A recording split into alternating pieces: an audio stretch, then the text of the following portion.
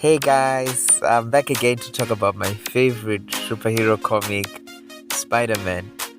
I love Spider-Man 2, the original one, the Tobey Maguire one. When I was young, in high school, I'd sketch a lot.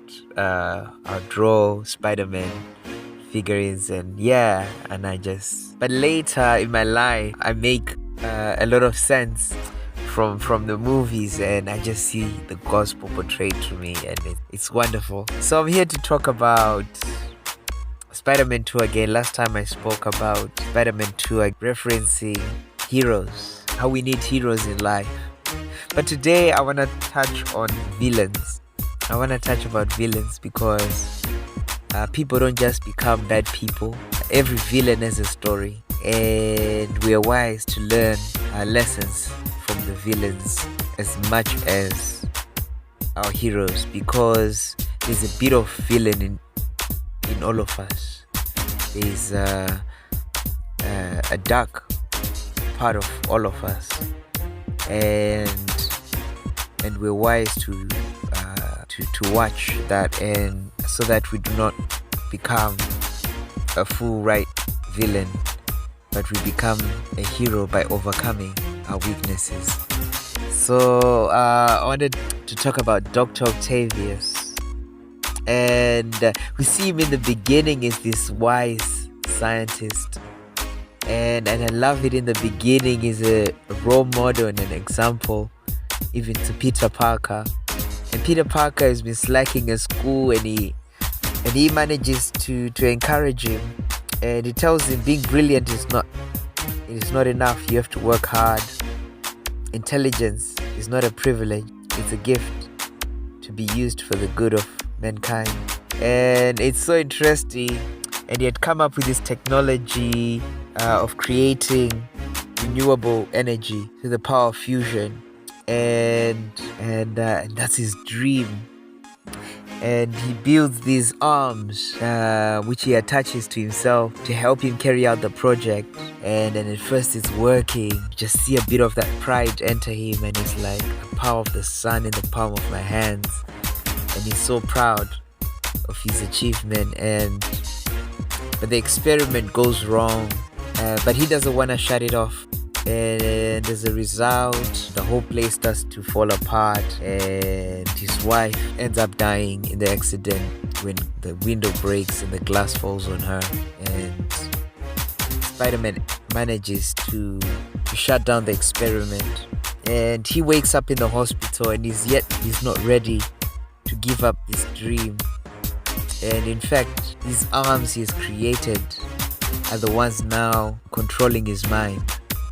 And it's like this sometimes, because sometimes when you're too invested in something, you're too attached. When you're too attached, you've gone so far already.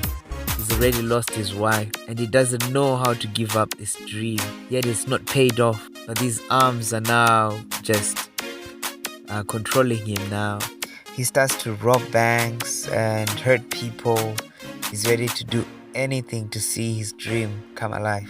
Then it comes to the end where he manages to build his experiment, and it's going out of control again.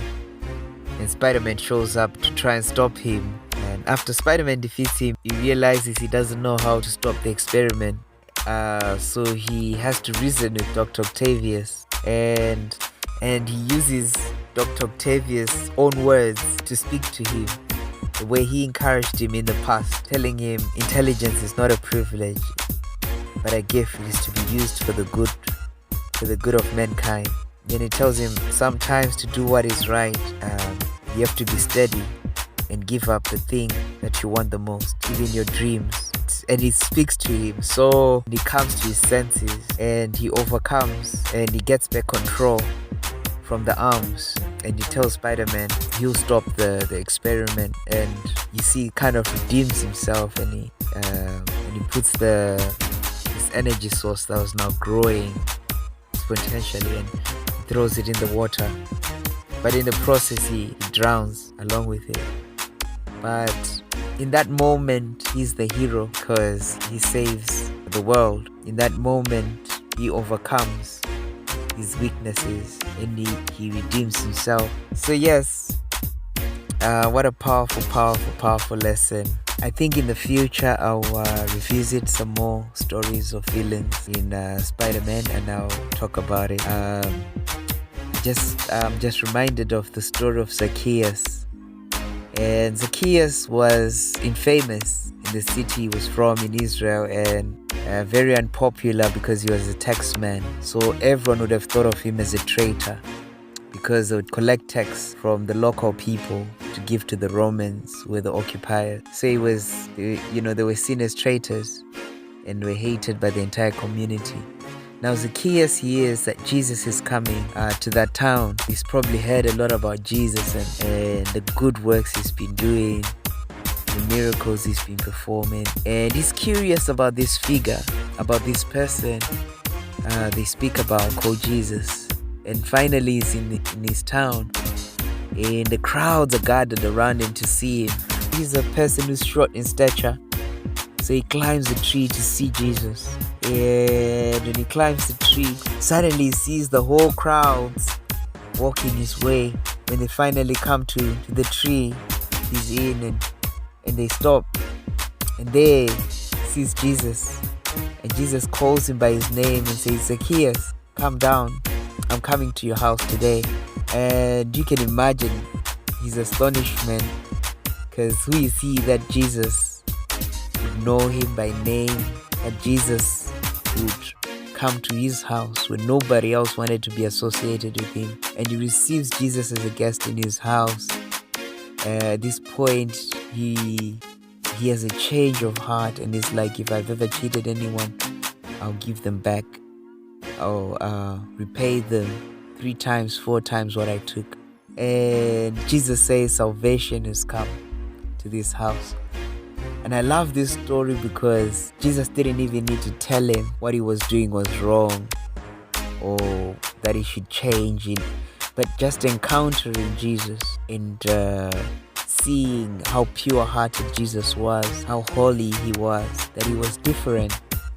And they didn't judge as most people judged, but the way Jesus knew Zacchaeus' heart. He knew him deep down in his heart. So people and everyone else could see the bad parts of him. Jesus saw that part of him that is good, the redeemable part of him, and that just changed him to want him to do good. So yeah, this is a very, very powerful lesson. Hero or villain? Hero or villain? I hope you're blessed, guys. God bless.